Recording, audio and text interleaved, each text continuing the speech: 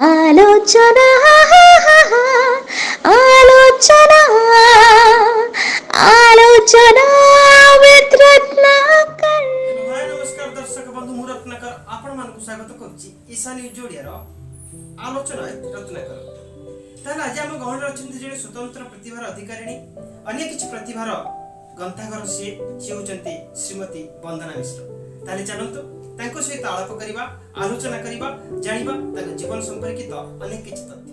Madam आपन स्वागत करछि हमर ईशा न्यूज ओडियार स्वतंत्र उपस्थापना आलोचना विद रत्नाकर। नमस्कार दर्शक बंधु श्रीमती वंदना मिश्र। नियत मैडम आपण जेतु जने भल रेडियो उपस्थापिका केबेठार आरंभ होला से जात मोर 1993 मसिया रो आकाशवाणी रे योगदान कलिनी। तापरे आकाशवाणी रो उद्घोषकार भाग नेली मु 2006 रो तेनु रेडियो सहित मु 1993 मसिया रे संश्लिष्ट। नियत रूप रे जेते बेले प्रथम थर आपण जे कि रेडियो स्टेशन रे बसिले एवं निजर उपस्थापन माध्यम रे लोक मानन को विमोहित कर निजर कंठर जादुर विमोहित करले केते खुशी लागितला। बहुत खुशी बाल्यकाल रे मु विभिन्न क्षेत्र रे योगदान करथिली संगीत ता सहित भागवत पाठ गीता आवृत्ति सबथिरे पुरस्कृत होथिली आ विभिन्न क्षेत्र रे विभिन्न प्रतियोगिता पत्रिका रे मध्ये भाग नै पुरस्कृत होईची। मोर ओटे इच्छा थिला जे समस्त कोनती कंठस्वर मधुर बोली तेणु से क्षेत्र रे प्राप्त करथिली आकाशवाणी रो उद्घोषिका पदवी। तेणु जेतले प्रथम थर अनाउंसमेंट रे बसिली मने हला मा शारदा को आशीर्वाद प्राप्त करूची। प्रथम जेतले भॉइस आइला आकाशवाणी ब्रह्मपुर श्रोता बंधु आपण माने कार्यक्रम सुनछंती आकाशवाणी ब्रह्मपुर केंद्र 100.6 मेगाहर्ट्ज जोगे आसंती श्रोता बंधु किछि समय पे हजे जीवा मजे जीवा छुमे जीवा आज संगीतर मधुमय छंद मध्यरे एंती कहि के जो संगीत परिवेशन करथिली ततल गुडे आत्मतृप्ति लाभ करथिली। नियत जेतु आपण संगीत को बेसी भल पाती संगीत मध्य निजे गाती निजर कंठर जादुरी मध्य अन्य मानक विमोहित करती आपण अनेक किछि यूट्यूब चैनल मानक वर्तमान निजर कंठदान बा निजर कंठ माध्यम रे गीत वीडियो करी पठाती आपण को किभଳି रूप रे सब ऑफर आसे प्रतिदिन किछि किछि रहिते मेसेज रहिते फोन कॉल रहिते अननोन थैते किंतु मुझे हमर महाराष्ट्र रे मुंबई तरफ गोटे अंताक्षरी प्रतियोगिता होची जोटा कि लिंक रहउची स्वीडन यूएसए अमेरिका से माने प्रवासी ओडिया मानकर से अंताक्षरी योगदान करके प्रति थर विनर हेची। तेणु एबे रज क्वीन मध्य पाइली सेठी हमर थर्ड रज दिन थिला गोटे प्रतियोगिता।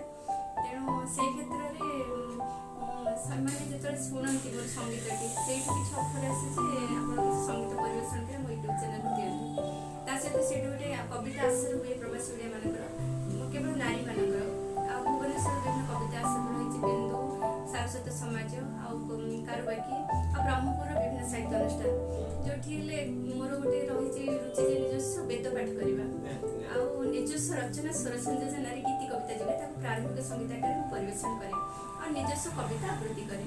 नियत आपण विधिवत भाबे किछि तालीम नैचंती कि शिक्षा ग्रहण करचंती कि संगीत पर हां संगीत रे पारालाखी मध्ये थिला समय रे ओडिसी पिला ही ओडिसी नृत्य प्रति से विशेष आग्रही अत संगीत मत कोर्स करथिले किंतु कालक्रमेण बाबा ने जत बदली हिला ब्रह्मपुर को टिके पाठ पढ़ा रे ध्यान रही किंतु संगीत साधना चलिला घर मध्ये अभ्यास जारी रहिछि। तेणु बेसी आग्रह लागे प्रतिनित्य किछि कविता लेखिले ही विश्राम ने बाकी स्वरटी संयोजन कले ही भल लगे। एबे गोटे बहुत खुशी विषय जे हमर जे ओडिसा प्रतिष्ठित गीतिकार जी अरुण मंत्री से ताकर सार्थक चैनल रे हमको मते देइछन सुजोग एबे तीनटा संगीत परिवेशन करिया पे जोडे गंजाम रे केबे हेइनी गंजाम रे मा तारातारिणी को ऊपर और सिद्ध भैरवी मंगला ऊपर गाहाणी संगीत को परिवेशन करबा जाउछि। नियत रूप रे माने हम गंजाम जिल्ला रो लोकायत बा लोक कला को आपण उपस्थापन करिया पे जाउछंती आ गोटे कथा कहबी जेहेतु आपण साहित्य क्षेत्र में निजो संश्लिष्ट कर रखिछंती भल उपस्थापना करंती बा संयोजन करंती साहित्य सभा गुलिको साहित्य सभा संयोजन के प्रथम साहित्य संयोजन प्रकृति मु कविता रचना प्रकृति मु माने जानिबा दिन थरे तृतीय श्रेणी रे प्रथम रो कविता थिला मो बो मां को ऊपर मां को बापा को बहुत माने भाबे कि चलती ठाकुर तांको ऊपर प्रथम कविता देथिली जोटा कि हम कविता आसर तो नुह जोटा कि शिशु सब हुए सेठी पाठ करते समस्ते बहुत खुशी हेले हम दीदी माने सार माने आ कविता संयोजन माने प्रकृति रे हमर जो पीजी डिपार्टमेंट पे आ ମୁଁ ଓଡ଼ିଆ ସାହିତ୍ୟ ସମାଜର ଜଣେ ସମ୍ପାଦିକା ଥିଲି ହଲିଉଡ଼ କଲେଜ ଅନର୍ସ ରଖିଲା ବେଳେ। ସେଇଠି ପ୍ରତ୍ୟେକ ଆମର ଯେଉଁ ସେମିନାର ହୁଏ ସେଇଠି ମୋତେ ଦିଅନ୍ତି ସମ୍ପାଦିକା ହିସାବରେ। ମୁଁ ସାର୍ମାନଙ୍କୁ ଇଣ୍ଟ୍ରୋଡ୍ୟୁସ୍ କରିବା ବା ଯାହା ସେମିନାର ପଠନ ହେବ ସେଇଟାକୁ ମୋ ନିଜସ୍ୱ ଭାଷାରେ ପରିବେଷଣ କରୁଥିଲି। ତେଣୁ ଯେହେତୁ ଓଡ଼ିଆ ବିଭାଗୀୟ ଛାତ୍ରୀଟି, ତାପରେ ୟୁନିଭର୍ସିଟିରେ ମଧ୍ୟ ଭଞ୍ଜ ବିହାରରେ ବହୁତ କବିତା ରଚନା କରିକି ନିଜସ୍ୱ ରଚନାରେ ବହୁତ ପୁରସ୍କୃତ ହେଲି। ସେଇଠି ମଧ୍ୟ ସଂଯୋଜନା ରହିଲା। ଆସ୍ତେ ଆସ୍ତେ କବିତା ଆସର ଗୁଡ଼ିକରେ ଭାଗ ନେଇକରି ମୁଁ ଜାଣିପାରୁନି ମା ଶାରଦାଙ୍କ କୃପା କ'ଣ ସ୍ୱତଃ ମୁଁ ସ୍ପଣ୍ଟାନିୟସଲି ଓଭରଫ୍ଲୋ ଇନ୍ ଦ ପୋଏଟ୍ରି ଯେଉଁ କୁହାଯାଏ ଯେ ସ୍ୱତଃ ମୋର ଯେମିତି ଲାଗେ କି କିଛି ଗୋଟେ ବାକ୍ଶକ୍ତି କି ଗୋଟେ ପ୍ରଦାନ କରୁଛନ୍ତି ବନ୍ଦନା ମିଶ୍ରଙ୍କୁ, ସିଏ ତାକୁ କେବଳ ପରିବେଷଣ କରୁଛନ୍ତି। ନିହାତି ଶିକ୍ଷକତା କରିବା, ତା ସହିତ ସଙ୍ଗୀତ ପରିବେଷଣ କରିବା, କବିତା ସଂଯୋଜନା କରିବା, କବିତା ଲେଖିବା, ସାହିତ୍ୟର ବିଭିନ୍ନ ଦିଗ ପ୍ରତି ରୁଚି ରଖିବା, ତା ସହିତ ଗୋଟେ ଗୃହିଣୀ ଭାବରେ ନିଜକୁ ପରିଚିତ କରିବା। କେତେ କଷ୍ଟ ହୁଏ ଏଇ ସବୁ ଚଳେଇବା ପାଇଁ, ଯେହେତୁ ତିନୋଟି ସନ୍ତାନର ମା।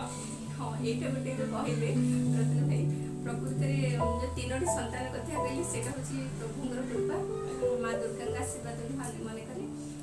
ସେଇଟା ତ ସାଂସାରିକ ଜଞ୍ଜାଳ ଗୋଟେ ପଟେ, ଆଉ ପ୍ରଥମ କଥା ହେଲା ମୋ ସ୍ୱାମୀ ଯିଏ ଗୋଟେ ଚଳନ୍ତି ଠାକୁର ଦେବତା।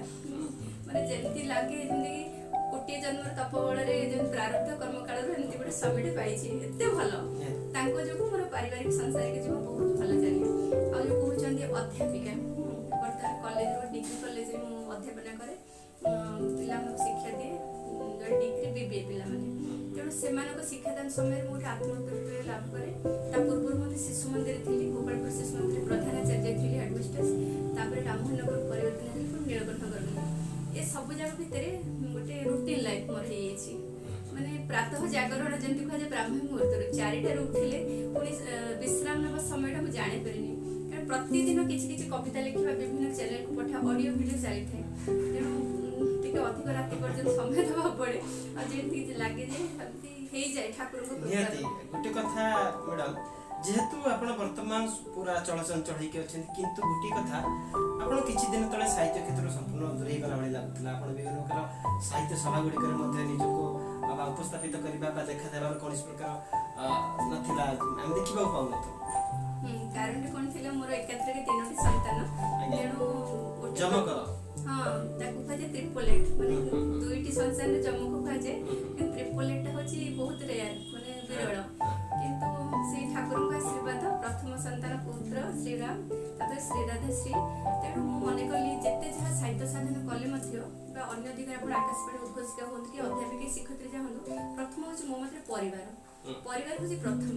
ପରିବାରର ସଂସ୍କାର, ପରିବାରର ଶୃଙ୍ଖଳା, ପରିବାର ପରିବେଷ୍ଟିନୀ, ତାକୁ ହିଁ ପ୍ରଥମେ ତୃପ୍ତି ଦେଲା ପରେ ଗୋଟେ ଗୃହିଣୀ ସିଏ ବାହାରକୁ ଗୋଡ଼ କାଢ଼ିବା ଉଚିତ। ତେଣୁ ଯେହେତୁ ମୋ ଛୋଟ ଛୁଆମାନେ 5 ବର୍ଷର ହେଇନଥିଲେ, ତେଣୁ ମୁଁ ଚାହିଁଲି ସେମାନେ ଗୋଟେ ମା ହିସାବରେ ପ୍ରଥମ କର୍ତ୍ତବ୍ୟ ହେଉଛି ମୋର ଚଳନ୍ତି କୁନି କୁନି ଠାକୁରମାନଙ୍କର ଦାୟିତ୍ୱ ନେବା, ତାଙ୍କୁ ଶିକ୍ଷା ଦେବା। ପ୍ରଥମ ଶିକ୍ଷୟିତ୍ରୀ ଯେମିତି ମା କୁହନ୍ତି, ତାଙ୍କୁ ଉପଯୁକ୍ତ ଶିକ୍ଷା ଦେବା, ତାଙ୍କୁ ଖୁଆଇବା, ତାଙ୍କୁ ସଂସ୍କାର ଦେବା। ତେଣୁ ଏଇ ପାରିବାରିକ ବନ୍ଧନରେ ମୁଁ କିଛି ଦିନ ରହିଲି, କିଛି ଦିନ ନୁହଁ କିଛି ବର୍ଷ। କିନ୍ତୁ ତା ବୋଲି କି ମୁଁ ସାହିତ୍ୟ ସାଧନ ଓହରି ଯାଇନି, ହେଇପାରୁନଥିଲି, କିନ୍ତୁ ଲେଖନୀ ଚଳଚଞ୍ଚଳ ରହିଥିଲା। କିନ୍ତୁ ଆଉ ଗୋଟେ ପ୍ରତିଭାର ଅଧିକାରୀ ଆପଣ ଯେତେବେଳେ କି ବିଭିନ୍ନ ପ୍ରକାର ରିଆଲିଟି ଶୋ ଗୁଡ଼ିକରେ ବିଭିନ୍ନ ପ୍ରକାର କାର୍ଯ୍ୟକ୍ରମ ହୁଏ, କି ଗୃହଲକ୍ଷ୍ମୀ, ରଜ କୁଇନ୍, ଆପଣ ଏଇ ସବୁ ପ୍ରତିଯୋଗିତାରେ ମଧ୍ୟ ନିଜକୁ ଭାଗ ନେଇଛନ୍ତି, ମାନେ ନିଜେ ଯାଇକି ସେଠି ନିଜର ପ୍ରତିଭାର ନକ୍ଷତ୍ର ନ୍ୟୁଜର ଗୋଟେ ସ୍ମାର୍ଟ ଶ୍ରୀମତୀ ପ୍ରତିଯୋଗିତା ଥିଲା, ସେଠାରେ ଶେଷ ସ୍ତର ପର୍ଯ୍ୟନ୍ତ ପହଞ୍ଚି ପାରିଥିଲି, ବହୁତ ଖୁସି ଲାଗିଲା। ରିଆଲିଟି ଶୋ ଆଉ ହେଉଛି ଶ୍ରୀମତୀ କମ୍ ନୁହନ୍ତି ଟିଭିର, ଆଉ ଗୋଟେ ହେଉଛି ନାରୀ ପ୍ରତିଭା ବ୍ରହ୍ମପୁର ଟିଭିର। ଆଗ୍ରହ ଜନ୍ମେ, ଆଉ ଏ ସବୁ କ୍ଷେତ୍ରରେ ସପୋର୍ଟ କରନ୍ତି ମୋର ପତି ପରମେଶ୍ୱର, ମୋ ସ୍ୱାମୀ। ଜଣେ ମହିଳା ହିସାବରେ ଆପଣ କେତେ ଗର୍ବ ଅନୁଭବ କରନ୍ତି ଯେ କି ଅନେକ କିଛି ପ୍ରତିଭାକୁ ନିଜ ମଧ୍ୟରେ ଧରିକି ରଖିଛନ୍ତି? ଗର୍ବ ବୋଲିକି ମୁଁ ଅହଙ୍କାର କି କେବେ ମୋ ମନକୁ ସ୍ପର୍ଶ କରିନି, କିନ୍ତୁ ଗୋଟେ ଆତ୍ମତୃପ୍ତି ଲାଗେ ଯେ ଗୋଟେ କିଛି ଆସିଲା କାର୍ଯ୍ୟକ୍ରମ, ମାନେ ମୋର ମନଟା ମାନସିକ ସ୍ତରରେ ମୁଁ ଚଳଚଞ୍ଚଳ ହେଇଯାଏ। ମୋର ଲେଖନୀ ଚାଳନ ଦିଗରେ ଯଦି ଏଇଟାରେ କିଛି ଯୋଗଦାନ କଲି, ମୁଁ ଯଦି କିଛି ସଫଳତା ହାସଲ କଲି, ତାହେଲେ ସେଇଟା ମୋ ପାଇଁ ଗୌରବ। ତା ବୋଲି କି ମୋ ମନରେ କେବେ ଗର୍ବ ସୃଷ୍ଟି ହେଇନି ଯେ ମୁଁ ଏଇଟା କରିପାରୁଛି, ସେଇଟା କରିବି। ଅନ୍ୟମାନେ କହନ୍ତି ବନ୍ଦନା ଭଉଣୀ ଏତେ ସାଂସାରିକ ଜଞ୍ଜାଳ ଭିତରେ ଥାଇକି ମୋତେ ଏତେ ସବୁ କରିପାରୁଛନ୍ତି, କେମିତି କରିପାରୁଛନ୍ତି? କିନ୍ତୁ କାହିଁ ମୋତେ କିଛି ଅନୁଭବ ହୁଏନି ଯେ କଷ୍ଟ ବୋଲିକି, ଯେହେତୁ ମୋର ସେ ସ୍ଲୋ ଆଣ୍ଡ ଷ୍ଟଡି ଓଡ଼ିଶାରେ ଯେତେବେଳେ ଧୀର ପାଣି ପତ୍ର କାଟେ ଆସ୍ତେ ଆସ୍ତେ ଆସ୍ତେ ଆସ୍ତେ ସବୁ ଦିଗକୁ ସ୍ପର୍ଶ କରିବାକୁ ଚାହେଁ ଆଉ ହେଇଯାଏ ମଧ୍ୟ ଠାକୁରଙ୍କ ଦୟାରେ ଯେହେତୁ କହନ୍ତିନି କି ମନରେ ଯଦି ପ୍ରବଳ ଇଚ୍ଛା ଶକ୍ତି ଅଛି ଭାଇ ତାହେଲେ ସେଇ ଲକ୍ଷ୍ୟସ୍ଥଳରେ ପହଞ୍ଚିବା ପାଇଁ ତାକୁ ପ୍ରେରଣା ଦେବା ପାଇଁ ବୋଲିକିରି ତାକୁ ସହାୟକ ପାଇଁ ବୋଲି ଅନ୍ୟମାନେ ମଧ୍ୟ ଆଗଭର ହୁଅନ୍ତି ସେ ଦିଗରେ ମୋର ସାହିତ୍ୟିକ ବନ୍ଧୁବାନ୍ଧବ ମାନେ ମୋତେ ବହୁତ ପ୍ରେରଣା ଦେଇଛନ୍ତି ଆଉ ବିଶେଷ କରି ମୋ ଘରର ମଧ୍ୟ ମୋ ପାରିବାରିକ ବାତାବରଣରେ ଯେଉଁ ବଢ଼ିଛି ମୋ ଶାଶୁଘର ବହୁତ ଭଲ ଆମ ବାପାଙ୍କର ବୋଲି ସମସ୍ତେ କହନ୍ତି ଆମେ ଅଛୁ ତୁ ଆଗକୁ ବଢ଼େ ଆଉ ବିଶେଷ କରି ମୋ ସ୍ୱାମୀଙ୍କ ପ୍ରେରଣା ଗୋଟେ କଥା ଯେହେତୁ ଆପଣ ସବୁବେଳେ ଗୋଟେ ସମୟାନୁବର୍ତ୍ତିତା ଯେହେତୁ ଗୋଟେ ନିର୍ଦ୍ଦିଷ୍ଟ ସମୟରେ ଆପଣ ଲେଖାଲେଖି କରନ୍ତି ରାତ୍ରି ସମୟରେ ଲେଖାଲେଖି କରନ୍ତି ଲେଖିବା ପାଇଁ ରାତ୍ରିଟା ଗୋଟେ ପ୍ରକାର ଉପଯୁକ୍ତ ପରିବେଶ ଯୋଗୁଛି ନା ଆପଣଙ୍କୁ ବାଧ୍ୟ କରୁଛନ୍ତି କି ବାଧ୍ୟ ହେଉଛନ୍ତି ସବୁ କାର୍ଯ୍ୟ ବ୍ୟସ୍ତତା ଭିତରେ ଆପଣ ସମୟ ପାଉନାହାନ୍ତି ହୁଏତ ଆପଣ ସନ୍ଧ୍ୟା ସମୟରେ ମଧ୍ୟ ଲେଖିପାରିବେ ଲେଖାଟା ଏଭଳି ନାହିଁ ଯେ ଗୋଟିଏ ସ୍ୱତନ୍ତ୍ର ସମୟର ଆବଶ୍ୟକତା ହୁଏତ ଧରି ନିଅନ୍ତୁ କିଛି କାମ କରୁଛନ୍ତି ଆପଣ ସେଇ ସମୟରେ ମନ ଭିତରୁ କିଛି ଧାଡ଼ି ଆସିଲା ଆପଣ ସେଇ ସମୟରେ ଭୁଲି ଯାଆନ୍ତିନି ନା ଲେଖି ଦିଅନ୍ତି ଯେ ହଁ ଲେଖି ଦିଅନ୍ତି ବଢ଼ିଆ କଥାଟେ ପଚାରିଲେ ଭାଇ ପ୍ରକୃତରେ ଆମ ଘରେ ନା କେବଳ ଗୋଟେ ଡ୍ରଇଂ ରୁମ୍ ନାହିଁ ସବୁ ସ୍ଥାନରେ ମୋର କିଛି କିଛି ଡାଏରୀ ଥାଏ ମାନେ କଲମଟେ ଥାଏ ମୁଁ ରୋଷେଇ କରିବା ସମୟରେ ମଧ୍ୟ ଯେଉଁ ସଙ୍ଗୀତଟି ଲେଖିଥାଏ ଗୀତି କବିତାଟି ତା ସ୍ୱରଟି ଯଦି ମନେ ପଡ଼ିଲେ ନା ସାଙ୍ଗେ ସାଙ୍ଗେ କିଛି ଭଏସ୍ ରେକର୍ଡିଂ କରି ରଖିଦିଏ ନୂଆ ସ୍ୱରଟି କାଳେ ଭୁଲିଯିବି ବା କିଛି ଗୋଟେ ଆସିଲା ମନର ଭାବନା ମାନେ ମୁଁ ଲିପିବଦ୍ଧ କରିବାକୁ ଯାଏନି ସାଙ୍ଗେ ସାଙ୍ଗେ ଭଏସ୍ ରେକର୍ଡିଂ ସେ କବିତାଟାକୁ ମୁଁ ନିଜେ ନିଜେ ଆପ୍ରୋଚ୍ କରିଦିଏ ମାନେ ସ୍ପଣ୍ଟେନିୟସଲି ସ୍ୱତଃ ସ୍ୱତଃ ସେ ପଳେଇ ଆସେ ରେକର୍ଡିଂ କରି ରଖିଦିଏ ତା ପରବର୍ତ୍ତୀ ସମୟରେ ଶୁଣିଲା ପରେ ମୋତେ ବଢ଼ିଆ ଲାଗେ ଯେ ଏଇ ସମୟରେ ଗୋଟେ ଥାଏ ସେଇଟା ଗୋଟେ ଯେମିତି ଗୋଟେ ଐଶ୍ୱରିକ କୃପା ଯେ କିଏ ଗୋଟେ ମୋତେ ମାର୍ଗଦର୍ଶନ କରୁଛନ୍ତି ଏଇଟା ତ ମନରେ ବର୍ତ୍ତମାନ ପ୍ରଶ୍ନ ଉଠୁଛି ଆଉ ତମେ ଗ୍ରହଣ କର ତେଣୁ ତାକୁ ମୁଁ ହାତ ଛଡ଼ା କରିନି ଆଉ ଯେଉଁ କହିଲେ ସନ୍ଧ୍ୟା ବା ରାତ୍ରି ସମୟ ସନ୍ଧ୍ୟାରେ ଭାଗବତ ପାଠ କରେ ତେଣୁ ପ୍ରତିନିତ୍ୟ ଆଉ ଭାଗବତ ପାଠରେ ମୁଁ ସାରା ଓଡ଼ିଶାରେ ୱିନର ହେଇଛି ତାର ଟ୍ରଫି ମଧ୍ୟ ଦେଖିବି ପ୍ରମାଣପତ୍ର ସହିତ ମୋତେ ବହୁତ ଭଲ ଲାଗେ ଭାଗବତ ରାମାୟଣ ପାଇଁ ଆଉ ପୂଜା ପାଠ ଆଧ୍ୟାତ୍ମିକ ଦିଗରେ ମୋତେ ବହୁତ ଭଲ ଲାଗେ ବେଦ ପାଠ ସବୁଠି କରେ ଯେକୌଣସି ଆଶାରେ ବେଦ ପାଠ କରିବାକୁ ଭଲ ଲାଗେ ଆଉ ଯେଉଁ ସନ୍ଧ୍ୟା ସମୟ ଯାଇକି ରାତ୍ରି ସମୟ ଯେହେତୁ ଛୁଆମାନେ ମୋର ଟିକେ ଚଳଚଞ୍ଚଳ ସେଇ ସମୟରେ ଲେଖନୀ ଚାଳିଟା କରିପାରେ କିନ୍ତୁ ପ୍ରକୃତ ସମୟ ହେଉଛି ଚାରିଆଡ଼େ ଯେତେବେଳେ ଟିକେ କହନ୍ତିନି କି ସମସ୍ତେ ଶୋଇଗଲା ପରେ କବିମାନଙ୍କର କବିତ୍ୱ ହୃଦୟରୁ କିଛି ଜାଗି ଉଠେ ସେମିତି ସେଇ ପରିବେଶଟା ମୋତେ ପ୍ରାୟ ରାତି 9ଟା ପରେ ପାଏ ଛୁଆମାନଙ୍କ ବିଷୟରେ ସେଇ ସମୟରେ ଏତେ ଭାବନା ଆସେ ଏମିତି କୁହନ୍ତି ପ୍ରବନ୍ଧ ଗଳ୍ପ କବିତା ସବୁଗୁଡ଼ିକୁ ସାଉଣ୍ଡିନି ଲେଖେ ଏତେ ଆଉ ଗୋଟେ ମନରେ ଗୋଟେ ଆହ୍ଲାଦ ଭାବନା ସୃଷ୍ଟି ହୁଏ ବର୍ତ୍ତମାନ କିଛି ଜଞ୍ଜାଳ ନାହିଁ ସମସ୍ତେ ଯାହା ଯାହା ସବୁ କାମ ସରିଯାଇଛି ବର୍ତ୍ତମାନ ମୁଁ ନିଜେ ହିଁ ଜଣେ କବି ସ୍ରଷ୍ଟା ମୋର ସୃଜନାତ୍ମକ ସୃଷ୍ଟି ବର୍ତ୍ତମାନ ମୁଁ ଦେବାର ଅଛି ସମାଜକୁ ତେଣୁ ଲେଖୁନି ଚଳଚଞ୍ଚଳ ଯାଏ ସେଇଟା କିଛି ବାଧା ସୃଷ୍ଟି କରିବାକୁ କିଛି ନଥାଏ ପରିବେଶ ତେଣୁ ସେଇ ସମୟଟା ମୋତେ ଉପନୀତ ନିହାତି ଲେଖିବା ପାଇଁ ତ ବାଧା ସୃଷ୍ଟି ହଉନି ଆପଣ ଲେଖି ଚାଲିଛନ୍ତି ବା ଅନେକ କିଛି ପାଣ୍ଡୁଲିପି ଅଛି ଆପଣଙ୍କର ବହି ମଧ୍ୟ ଅଛି ଗୋଟେ କଥା ମୁଁ କହିବି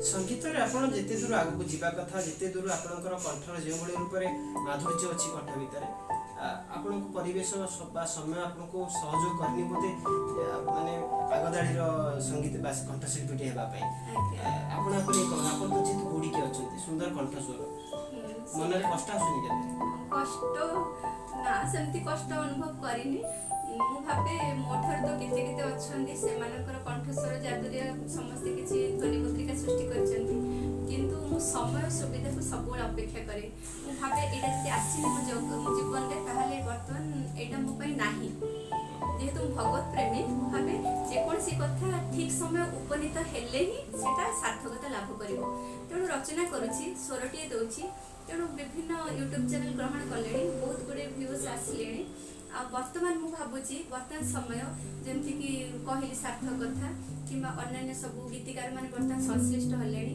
ଆଉ ଗଞ୍ଜାମ ଜିଲ୍ଲାରୁ ମଧ୍ୟ ମୁଁ ଯୋଗଦାନ କଲେଣି କାହାଣୀ ପାଇଁ ବା ଅନ୍ୟାନ୍ୟ ଗୋଟେ ଜଗନ୍ନାଥଙ୍କ ଗୋଟେ ଯୋଉଟା ଡିଭୋସନାଲ ସଙ୍ଗ ଉପରେ ଆପଣଙ୍କର ଅଧିକ ଗୁରୁତ୍ୱ ବି ଥାଏ ଆଉ ଗୋଟେ କଥା ମ୍ୟାଡାମ ଆପଣଙ୍କର ପିଲାଦିନ କେତେ ସୁନ୍ଦର ଥିଲା ବହୁତ ସୁନ୍ଦର ପିଲାଦିନ କହନ୍ତିନି କି ବାଲ୍ୟକାଳ ହିଁ ବାଲ୍ୟକାଳ ସେଇ ମାନେ ମୋର ମନେ ପଡ଼ୁଛି ମୁଁ ନା ଚତୁର୍ଥ 4 ବର୍ଷ ବୟସରୁ ହିଁ ପ୍ରଥମ ଶ୍ରେଣୀରେ ମୋତେ ଯୋଗଦାନ କରାଇ ଦେଇଥିଲେ ମୋ ବାବା ଯେହେତୁ ବୋଧେ ଅଧିକ ଟିକେ ଶିକ୍ଷା ପାଇଥିଲି କି ଘରର ପରିବେଶ ସେମିତି ଥିଲା ମୋ ବାବା ମୋର ପ୍ରଥମ ଗୁରୁ ଥିଲେ ଯେକୌଣସି କଥା ବୁଝେଇବାରେ ମୋ ଜୀବନ ସାରା କେବେ ହେଲେ ଟ୍ୟୁସନ୍ ଘରୋଇ ଶିକ୍ଷକତା କରିନି ନିଜସ୍ୱ ଇଚ୍ଛା ଶକ୍ତି ବଳରେ ହିଁ ଯାହା ଆଜି ପର୍ଯ୍ୟନ୍ତ PhD ପର୍ଯ୍ୟନ୍ତ ଚାଲିଛି ତେଣୁ ସେଇଟା ମୋ ନିଜର ଅଭ୍ୟାସ କୁହନ୍ତୁ କି ଠାକୁରଙ୍କ ଐଶ୍ୱରିକ କୃପା କୁହନ୍ତୁ ମା ଶାରଦାଙ୍କର।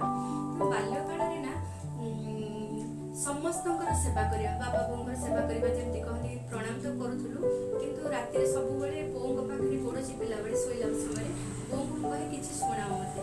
ସିଏ ଭାଗବତର ରାମାୟଣ ବହୁତ ଆଧ୍ୟାତ୍ମିକ କଥା ଶୁଣାନ୍ତି। ସେଗୁଡ଼ାରେ ପ୍ରବଳ ଗୋଟେ ଅଦମ୍ୟ ଅଭିଷା ବଢ଼ି ଯାଇଥିଲା ଯେ କିଛି ଜାଣିବି ଶୁଣିବି ଆଉ କାହାଣୀ ଶୁଣିବାକୁ ଭଲ ପାଉଥିଲି। ଆଉ ମୋ ବୋଉ ମଧ୍ୟ ଜଣେ ଲେଖିକା କହିଲେ ଅତ୍ୟୁକ୍ତି ହେବନି। ସିଏ ସବୁ ବାଲୁକା ପୂଜାର କାର୍ତ୍ତିକ ମହାତ୍ମା ମାଘ ମାସରେ ଯେଉଁ ନିଜସ୍ୱ ରଚନାରେ ସେ ସ୍ୱର ଦେଇକି ଗାଉଥିଲେ ଆଉ ସେଇଟାକୁ ମୋତେ କହୁଥିଲେ ମାରେ ତୁ ଟିକେ ଗା। ତେଣୁ ଆମର ସାହିର ସମସ୍ତେ ଆସିକି ବୋଉଙ୍କ ପାଖରେ ଯେତେବେଳେ ପୁରାଣ ସଙ୍ଗୀତ ଶ୍ରବଣ କରୁଥିଲେ ବୋଉ ମଧ୍ୟ ମୋତେ ପିଲାଟି କାଳରୁ କହୁଥିଲେ ମୋ ଝିଅ ବସିକି ଗାଇବ। ମାନେ ମୋର ମନେ ପଡ଼ୁଛି ତୃତୀୟ ଶ୍ରେଣୀରୁ ମୁଁ ସେ ମାଘ ମହାତ୍ମା କାର୍ତ୍ତିକ ମହାତ୍ମା ତାଙ୍କ ସାମ୍ନାରେ ମୁଁ ପରିବେଷଣ କରୁଥିଲି, ଗାଉଥିଲି। ମାନେ ମୋର ଯେମିତି କଣ୍ଠସ୍ୱର ଥିଲା। ତେଣୁ ସ୍କୁଲ ଲାଇଫ୍ ରହିଲା ମୋର ପାରଳାଖେମୁଣ୍ଡି, ତା ପୂର୍ବରୁ ଥିଲା ଆମେ ବରପାଲିରେ, ତାପରେ ଲେଖନୀ ତ ମୁଁ କହିଲି ତୃତୀୟ ଶ୍ରେଣୀରୁ ବୋଲି ମୋର ମନେ ପଡ଼ୁଛି। ଆଉ ସେଇ ସମୟରେ ଯେଉଁ ଆମର ଶ୍ରୀଫଳ ଧରିବାର ଥିଲା ଶ୍ରୀପଞ୍ଚମୀରେ, ତେଣୁ ଯାହାକୁ ସେଇଟା ମିଳିଲା ନା ସମସ୍ତେ ଭାବୁଥିଲେ ଯେ ବହୁତ ମେଧାବୀ ଛାତ୍ରୀଟିକା ହବ ବୋଲି। ତେଣୁ ସୌଭାଗ୍ୟବଶତଃ ଏମିତି ପୋଖରୀକି ଆମେ ଯାଇଥିଲୁ, ସେଇଠି ପୋତା ହେଇଥିଲୁ, ସେଇଠୁ ମୁଁ ମାନେ ହଠାତ୍ ଶ୍ରୀଫଳ ପାଇଯାଇଥିଲି। ଆନନ୍ଦର ସୀମା ରହିନଥିଲା, ଯେମିତି ଲାଗିଲି ମା ଶାରଦାଙ୍କ ମୋତେ ଅଶେଷ କୃପା ରହିଛି। ସେଇଟାକୁ ଧରିକିରି ଆମେ ଗାଁ ମାନେ ସାହି ସାହି ପରିକ୍ରମା କରିକି ଆଉ ସାମ୍ନାରେ ଯେଉଁ ଫଟୋ ଧରିକିରି ମୋତେ ସେଇଟା ଦାୟିତ୍ୱ ରହୁଥିଲା। ତେଣୁ ସେଇ ସଙ୍ଗୀତ ପରିବେଷଣ ସେତେବେଳେ ହିଁ ସୁଯୋଗ ପାଇଥିଲି।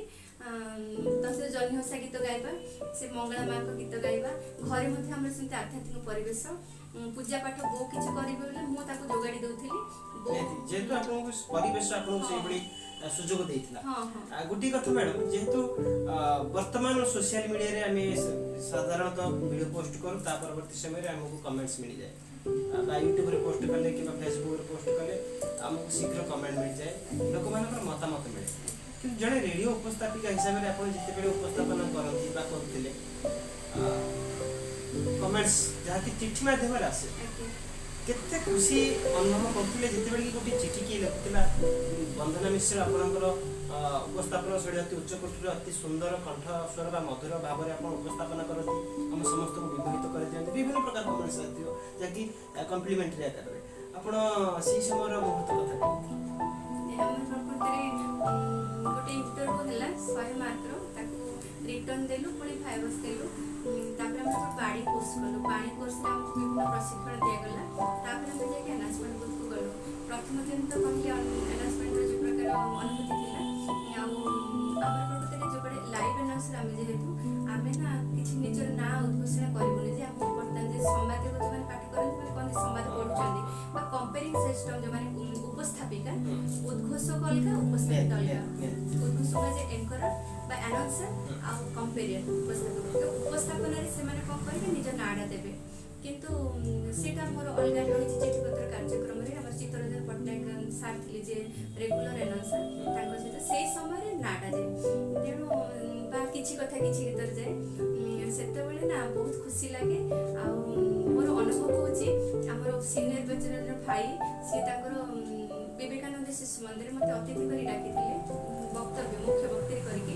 ମୁଁ ଯିବା ସମୟରେ ମାନେ ଆଶ୍ଚର୍ଯ୍ୟ ଲାଗିଲା, ଅନେକ ଅଭିଭାବକ ତାଙ୍କର ଆସିଥିଲେ, ପୁଣି ବନ୍ଦନା ମିଶ୍ର ଆକାଶବାଣୀ ଉଦ୍ଘୋଷିକାକୁ ଦେଖିବା ନିମନ୍ତେ। ତେଣୁ ସେଇଠି ମୁଁ ମୁଖ୍ୟ ବକ୍ତୃତା ରୂପେ ଯୋଗଦାନ କରିବାକୁ ଯାଇଛି। ଜନ୍ମାଷ୍ଟମୀ କାର୍ଯ୍ୟକ୍ରମ, ମୋର ବକ୍ତବ୍ୟ ରହିଛି ଆଧ୍ୟାତ୍ମିକତା, କିନ୍ତୁ ରାସ୍ତା ସାରା ସେ ମୋତେ ଖାଲି ପରିଚୟ କରୁଛନ୍ତି, ଏଇଠି ଦେଖନ୍ତୁ ଆସୁଛନ୍ତି ବନ୍ଦନା ମିଶ୍ର। ମାନେ ରାସ୍ତା ସାରା ସମସ୍ତେ ନମସ୍ତେ ମା, ନମସ୍ତେ ମା, ନମସ୍ତେ ମା। ମୁଁ କହିଲି ଏମାନେ କେହି ଚିହ୍ନିଲେ ନା? ସକାଳରେ ଯେଉଁ ପୁଷ୍ପାଞ୍ଜଳି କାର୍ଯ୍ୟକ୍ରମଟା ହୁଏ, ବନ୍ଦନା ଆଗ ଥିଲା, ପୁଷ୍ପାଞ୍ଜଳି ହେଇଛି ସଙ୍ଗୀତାଞ୍ଜଳି, ସେଇଟାରେ ନା ମୁଁ କମ୍ପେରିଂ କରି ଉପସ୍ଥାପନା କରି ପ୍ରତି ଭଜନ ଗୁଡ଼ିକ ମୁଁ ପରିବେଷଣ କରେ। ତେଣୁ ସେଇଟାରେ ସେମାନେ ଏତେ ଆକୃଷ୍ଟ ହୁଅନ୍ତି ଯେ ସେମାନେ ଦେଖିବାର ଗୋଟେ ଥିଲା ଲାଳସା। ତେଣୁ ମୁଁ ସେଇଠି ପହଞ୍ଚିଲା ପରେ ମୋର ବକ୍ତବ୍ୟ ସରିଲା ପରେ ସେମାନେ ଆସିକି ପର୍ସନାଲ ମାନେ ନିଜସ୍ୱ ଆସି ମିଶିଥିଲେ ଯେ ଆମେ ଆପଣଙ୍କୁ ଦେଖିବାକୁ ଚାହୁଁଥିଲୁ, ଆପଣ କଣ୍ଠସ୍ୱର ଶୁଣୁଛୁ। ମାନେ ମୁଁ ସେ ମାନସ ଭାଇ କହିଥିଲେ ଯେ ବନ୍ଦନା ଭାଇ ଆପଣ ଜାଣିନାହାନ୍ତି, ଆପଣ କଣ୍ଠସ୍ୱର ଜାଦୁରେ ଓସାନ ନାଗା ଯେତେ ଜଣ ଅଛନ୍ତି ସମସ୍ତେ ଝୁମୁଛନ୍ତି, ଆଉ ଯେଉଁମାନେ ଶୁଣୁଛନ୍ତି ଝୁମୁଛନ୍ତି, ଏତେ ସୁନ୍ଦର କରନ୍ତି। ସୁନ୍ଦର ସେମିତି ନୁହଁ, କାହାକୁ କେମିତି ମନ ଅନୁଯାୟୀ ଫଳ ଭଳି। ଯିଏ ଆଧ୍ୟାତ୍ମିକବାଦୀ ଥିବ ଭାଇ ତାକୁ ଆଧ୍ୟାତ୍ମିକ କଥା ଭଲ ଲାଗିବ, ଯିଏ ଅନ୍ୟ କିଛି ରୁଚି ରଖିଥାଏ ତାକୁ ସେ ରୁଚି।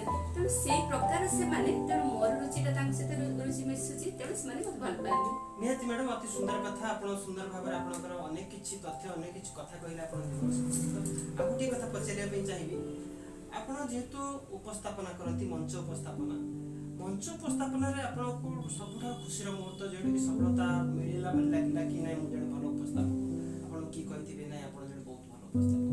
ଆଚ୍ଛା, ହଁ ମୁଁ ମଞ୍ଚ ଉପସ୍ଥାପନା କ୍ଷେତ୍ରରେ ମଧ୍ୟ ସନ୍ତୋଷ ଲାଭ କରେ।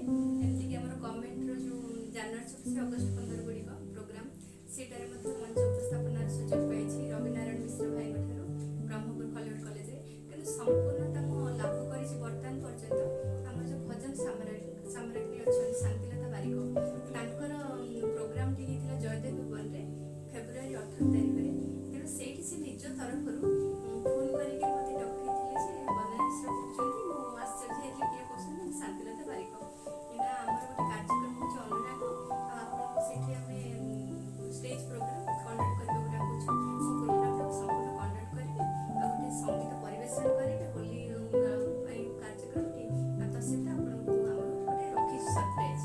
ମାନେ ସେଇଠି ପହଞ୍ଚିଲା ପରେ ଅନୁଭବ କଲି ସେ ଶାନ୍ତିଲତା ବାରିକ ଏତେ ଆତ୍ମୀୟତାପୂର୍ଣ୍ଣ ବ୍ୟବହାର।